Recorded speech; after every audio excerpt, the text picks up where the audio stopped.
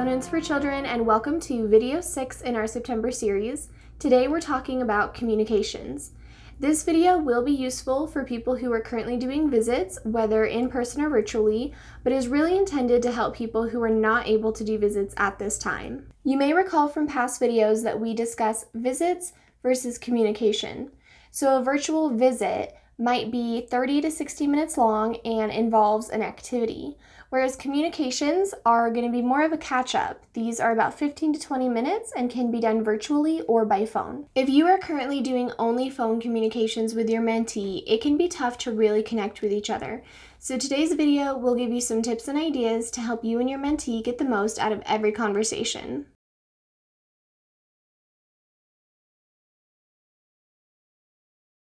It's helpful to have something planned going into the conversation.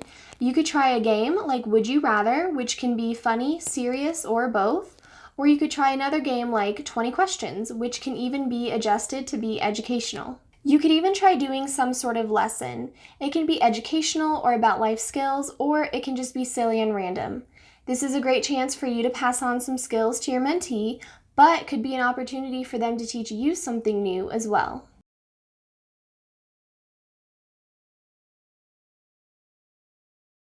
You could try calling your mentee while you're doing something. Of course, you don't want this to be anything that's too distracting, but calling them while you're doing something might help create conversation. This should be relevant to your mentee's interests. So if they're interested in cooking, for example, they might have fun talking about what you're cooking up for dinner, which is another great example of teaching them life skills.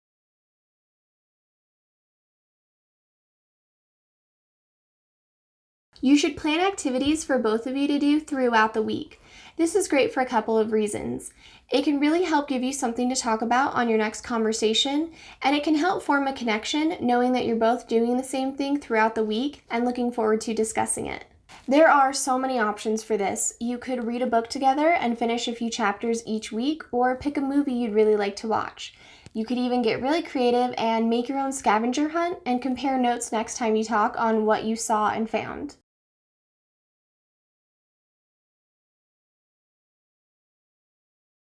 I've talked to a lot of mentors about dropping something off for their mentee. This is a really nice option because it gives you the chance to see each other and you can talk through the door or on the front porch, even if it's just for a few minutes. You can put something together that's very inexpensive, and this is a really fun way to personalize a gift for them, even if it's a coloring book and some pencils. And if you don't have that option, you can always try to send something as well. I hope you guys found these ideas helpful. Not being able to do visits can make it really tough to connect and truly mentor, so it's really important to make the most out of every conversation. Remember, you can always reach out to your coordinator for individual help. As always, everything discussed in this video will be in your next newsletter. We are coming to the end of our series, so if there's anything you want to see addressed, please let us know. Thank you guys so much for watching, and I'll see you in the next video.